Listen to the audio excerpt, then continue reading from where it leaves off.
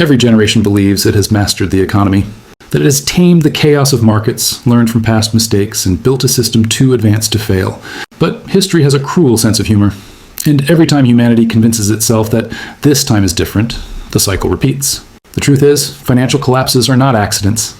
They are the natural consequence of arrogance, excess, and the illusion of control. And, as we move toward 2026, the same forces that triggered the Great Depression nearly a century ago are aligning once again, only this time on a scale that dwarfs everything that came before. In 1929, the world witnessed the greatest financial catastrophe in modern history. The Roaring Twenties had given birth to unprecedented optimism, speculation, and debt. Everyone believed the stock market would rise forever. Brokers handed out credit like candy. By the summer of 1929, more than half of all U.S. stock purchases were made on borrowed money. Then, in October, the illusion shattered. Prices collapsed, banks failed, businesses evaporated overnight, families lost everything, their homes, their savings, their future. By 1933, unemployment had soared to 25%. The stock market had lost 80% of its value. It took the world more than a decade, and a world war, to recover. That was the 1929 crash. But here's the terrifying part. The economic structure of 2025 and 2026 is far more fragile than it was back then. The world today is infinitely more connected, more leveraged, and more dependent on artificial stability. When this system breaks, the destruction won't be confined to a single nation. It will cascade through every market, every bank, every digital portfolio, wiping out trillions in hours, and the majority of people will have no idea what just happened. Let's start with debt, the oldest and most reliable fuel for collapse. In 1929, U.S. public debt stood at around 16% of GDP. Today, it's over 120%. Globally, total debt, government, corporate, and household combined, has surpassed $315 trillion, or more than 3 times the world's total economic output. This means that for every $1 produced in real value, there are $3 owed in promises. Promises that depend entirely on the assumption that tomorrow will look like today. But history doesn't work that way. For over a decade, central banks have played the role of magician, conjuring prosperity out of thin air. After every crisis, 2008, 2020, and even the mini banking panic of 2023, they printed more money, cut interest rates, and bailed out the system. It worked for a while.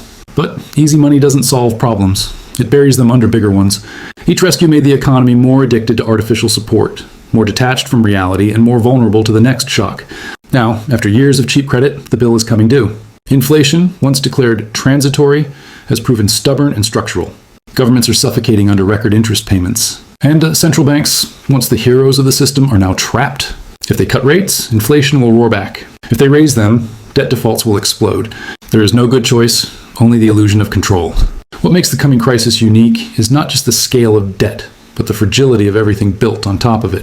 In 1929, when the market crashed, most people didn't even own stocks. Today, nearly everyone's wealth, directly or indirectly, depends on financial assets. Your retirement fund, your mortgage, your job, your national currency, all are linked to the same system. The moment that system cracks, everything goes with it, and the signs are already flashing red. Corporate bankruptcies in the U.S. are rising at the fastest rate since the great financial crisis. Commercial real estate values have collapsed by over 30% in major cities. Household debt has reached record levels, with delinquencies climbing in every category: credit cards, auto loans, mortgages. Meanwhile, the stock market floats near all-time highs, sustained not by fundamentals, but by faith. Faith that the Federal Reserve and global central banks will never let it fall. But faith is not a strategy. And when faith dies, panic begins. To understand how dangerous this is, we need to recognize one fundamental truth. The 2020s are not repeating the 1920s. They're amplifying them. In the 1920s, speculation was limited to a handful of markets. Today, it's everywhere. In stocks, crypto, real estate, even art and collectibles. In the 1920s, financial contagion spread through banks and word of mouth. Today, it travels at the speed of light through global networks and social media. In 1929, a market crash took weeks to unfold. In 2026, it could happen in minutes. Consider the rise of algorithmic trading, systems that control over 70% of global market volume. These machines don't panic like humans, but they do react, instantly. When prices fall, they sell automatically, amplifying volatility. In a major downturn, liquidity vanishes, and the system eats itself alive. The 2020 COVID flash crash gave us a small preview, a 30% collapse in global markets in just 22 days. Now imagine the same mechanism triggered by a global debt shock, a currency crisis, or a geopolitical event, and lasting months, not days.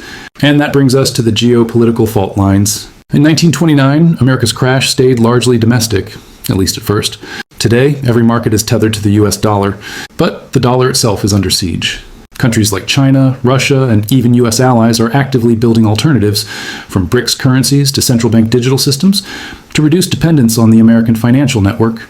As this shift accelerates, demand for US debt could collapse, forcing interest rates higher and triggering a global liquidity crisis. In that moment, the world's financial foundation will tremble. JP Morgan research assigns a 40% probability to a global recession within the next 18 months. Moody's Analytics warns that the period from late 2025 to early 2026 represents the system's greatest vulnerability since 2008. These are not fringe opinions. They are warnings from the very institutions that stand to lose the most when confidence breaks. Even the IMF quietly acknowledges that global financial conditions are unsustainably stretched. In other words, everyone sees the storm forming. They just don't know when lightning will strike. But perhaps the most dangerous illusion of all is psychological. In 1929, the public believed prosperity was permanent. In 2025, we believe the same. Only this time, our illusion is digital. Our wealth exists as numbers on screens, backed not by gold or tangible assets, but by debt, code, and trust. The system works as long as confidence holds. But confidence is fragile. It evaporates faster than it's built. All it takes is one major shock, a bond default, a bank collapse, a cyber attack, to break the spell. And once broken, it cannot be restored overnight. So what could trigger the 2026 collapse? Economists point to a convergence of pressures. First, global liquidity is drying up. Central banks have shifted from printing money to quantitative tightening, removing nearly $4 trillion from circulation since 2022. Second, governments are running out of fiscal room. The US alone spends over $1 trillion annually just on interest payments, more than its defense budget. Third, consumer spending, the engine of modern growth, is cracking under the weight of inflation and stagnant wages. Add to that the growing geopolitical instability, wars, trade conflicts, supply chain disruptions, and you have a perfect storm. Every pillar that supports the illusion of stability is eroding simultaneously. Some will argue that governments will simply step in again, that they'll print more money, slash rates, or invent new bailout programs, and they will. But this time it won't work, because money printing doesn't create wealth, it destroys trust. And once trust dies, the currency dies with it. In the 1920s, the US dollar was backed by gold. In 2026, it's backed by belief. When that belief collapses, no central bank in the world will be able to print confidence back into existence. What follows will not be a simple recession. It will be a reset, a revaluation of everything people think they own. Stocks, bonds, real estate, currencies, all will be repriced against reality. The wealth destruction could exceed $100 trillion globally, wiping out pensions, savings, and corporate empires in a matter of months. It will feel like the world has gone mad, but it won't be madness, it will be mathematics. And yet, as grim as this sounds, there is a deeper truth. Crashes are not just endings, they are resets. The Great Depression birthed the modern welfare state, financial regulation, and the rise of a new industrial era. The crash of 2008 reshaped the global banking system and fueled a decade of technological innovation. The crash of 2026, if it comes as expected, will do the same. It will force nations, institutions, and individuals to confront the limits of perpetual growth and rediscover the value of real production, real assets, and real stability. The question is, will you be prepared or will you be part of the destruction? Because history doesn't repeat, it rhymes.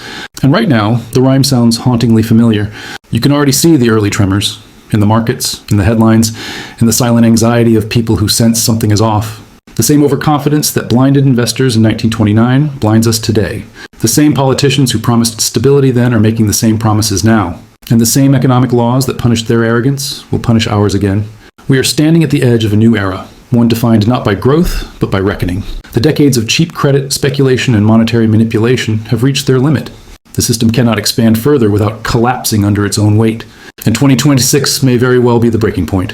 So when you hear experts say the fundamentals are strong, remember, they said that in 1929 too. When you see the stock market hitting new highs, remember, so did they, just months before the crash. And when you feel the comfort of believing that this time is different, remember, that's exactly what everyone always believes, right before everything falls apart. The crash of 2026 will not just destroy wealth, it will redefine it. Because in the aftermath, only one kind of wealth will matter. Real assets, real skills, and real independence. Paper wealth will vanish. Digital wealth will evaporate. But those who understand the cycle, those who prepare before the collapse, will not just survive, they will inherit what comes next. So as we move closer to 2026, remember this. The warning signs are not predictions. They are realities waiting to be recognized. The patterns are clear, the math is undeniable, and the arrogance is familiar. We've seen this movie before, only this time, the stage is global, the players are bigger, and the stakes are far higher. When the dust settles, historians will look back at this decade and ask, how could they not have seen it coming? The answer will be simple. They did. They just chose not to believe it.